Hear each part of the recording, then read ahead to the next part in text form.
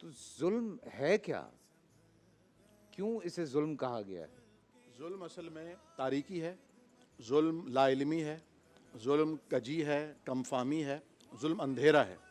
اور اسی لیے حدیث شریف میں آیا ہے کہ ظلم و ظلمات یوم القیامہ، کہ مجرم کے لیے، ظالم کے لیے اس کا ظلم قیامت کے اندھیروں میں مزید اندھیروں کا اضافہ کر دے گا۔ ظلم کی اگر آپ لفظی تعریف کریں تو ظلم زیادتی کو کہتے ہیں، کسی کا حق مارنے کو کہتے ہیں، کسی کے ساتھ برا سلوک کرنے کو کہتے ہیں۔ اور ظلم کی اگر آپ لغوی تعریف دیکھیں، اصطلاحی تعریف کے اعتبار سے، تو فرمایا گیا ہے کہ کسی شے کو اس کے اصل مقام پر نہ رکھنا اصل میں ظلم ہے۔ اسی لیے علماء نے ظلم کی 3 قسمیں کی ہیں، اور اس میں سب سے پہلا جو ظلم ہے اسے شرک کو قرار دیا ہے، جیسے کہ قرآن کریم خود فرماتا ہے سورہ لقمان میں کہ ان الشرک لظلم عظیم، سب سے بڑا اگر کوئی ظلم ہے کائنات میں تو وہ شرک ہے۔ یعنی اللہ تعالیٰ کا جو مقام ہے آپ اسے اس مقام سے اتار کر مخلوق کے مقام پر لے آئیں، یا نعوذ باللہ مخلوق کو آپ خالق کے مقام پر پہنچا دیں، یہ سب سے بڑا ظلم ہے۔ پھر دوسرا ظلم یہ ہے کہ آپ اللہ رب العالمین کے جو حقوق ہیں انہیں ادا کرنے میں کترائیں۔ مثال کے طور پر اللہ تعالیٰ نے جو احکامات دیے ان احکامات کو پورا، جیسے گناہ کہتے ہیں، گناہ کبیرہ ہیں، گناہ صغیرہ ہیں، اچھا ان کے حوالے سے اللہ تعالیٰ نے فرمایا کہ اگر اللہ چاہے تو انہیں معاف کر سکتا ہے۔ شرک کو البتہ اگر توبہ کیے بغیر کوئی مر جائے تو کبھی بھی وہ معاف نہیں ہوگا۔ البتہ یہ جو گناہ ہیں جنہیں ہم حقوق اللہ سے تعبیر کرتے ہیں، جو ظلم کی تعبیر میں آتے ہیں، اللہ چاہے تو معاف کر دے۔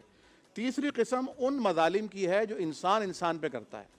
حدیث شریف میں آتا ہے، حدیث قدسی، اللہ تعالیٰ نے فرمایا کہ بے شک میں نے اپنے اوپر ظلم کو حرام کر دیا ہے، اور تمہارے مابین بھی ظلم کو حرام کر دیا، تو تم ایک دوسرے پر ظلم نہ کرو، زیادتی نہ کرو۔ نبی کریم صلی اللہ علیہ وسلم کی آمد سے قبل ظلم اور زیادتی کا دورہ تھا، اور جتنا بڑا کوئی ظالم ہوتا اتنا ہی بڑا اسے بہادر سمجھا جاتا تھا۔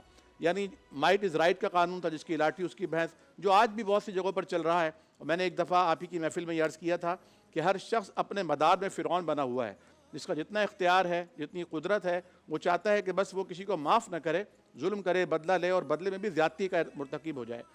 جو تیسری قسم حقوق العباد سے متعلق ہے وہ بہت ہی سنگین قسم کی ہے، جس کے بارے میں آتا ہے کہ اس بارے میں اللہ رب العالمین تمام تر اختیار رکھنے کے باوجود بھی معاملہ ان دونوں کے درمیان رکھ دیتا ہے کہ تم جو ظالم ہے اور تم جو مظلوم ہو آپس میں معاملے کو نپٹاؤ۔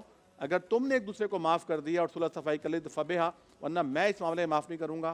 حتیٰ کہ ایک مقروض جو کسی کا قرض لے کر فوت ہو گیا اور قرض ادا نہیں کر سکا، نبی کریم صلی اللہ علیہ وسلم کے سامنے جنازہ لایا جاتا تو آپ فرماتے حل علیہ دین، کیا اس پر کوئی قرض ہے؟ کہا جاتا ہے کہ رسول اللہ قرض نہیں ہے، تو آپ اس کا جنازہ پڑھا دیتے، اور آپ جیسی ہستی جنازہ پڑھائے تو اس کی نصیبوں کے کیا کہنے ہوتے۔ کبھی ایسا بھی ہوتا ہے کہ آپ فرماتے کوئی اس پہ قرض ہے تو کہا جاتا جی ہاں قرض ہے، فرماتے کہ کوئی ادا کرنے والا ہے تو کہا جاتا نہیں ادا نہیں، اس کے پاس مال بھی نہیں کہ ادا کیا جائے، تو آپ پھر پیچھے ہٹ جاتے اور فرماتے تم اپنے بھائی کا جنازہ پڑھ لو، میں نہیں پڑھاؤں گا۔